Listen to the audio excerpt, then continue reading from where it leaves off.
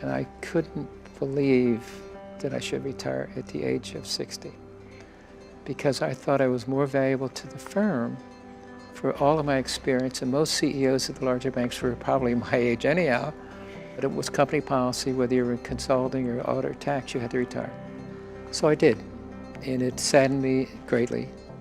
So after 3 months, I was sitting around saying, you know, I'm going to do something. And lo and behold, I got a phone call from the CEO of a bank in Pittsburgh, where I had worked at Mellon, but he was with a different bank.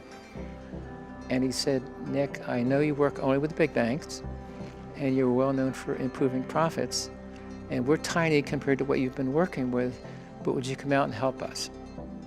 Well, I was thrilled with that, so I made a trip to Pittsburgh, talked to Bill, and I was hired to do for him the work I had been doing for other large banks.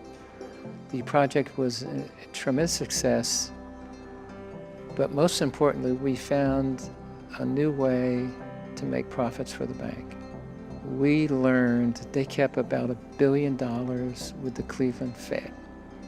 Now, regulations at that time required that the banks could not pay any interest on that. So here's a bank that was earning well but could do better with $1 billion sitting at zero interest in the Cleveland Fed.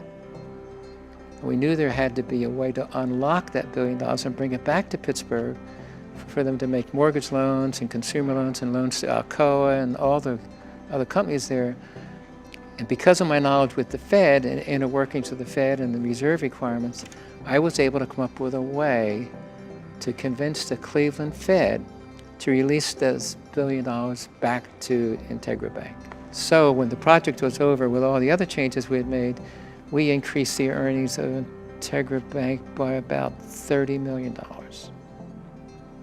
And we had a very happy client. And I was going to retire then, but I still had this nagging feeling that we wanted to do something for the smaller banks. So we then embarked on developing a more formal program, formed Ceto and Associates, and in 2008, I went back to my old consulting repertoire, which was profit improvement on a bank-wide basis. And so we began to initiate a system that at the time we called Revenue Enhancement, which we have since renamed to Market View. So the mission of our firm is to work with these smaller banks, called community banks, and the credit unions to make them more efficient. And we understand their mission, and we work with them to make them more profitable and better managed.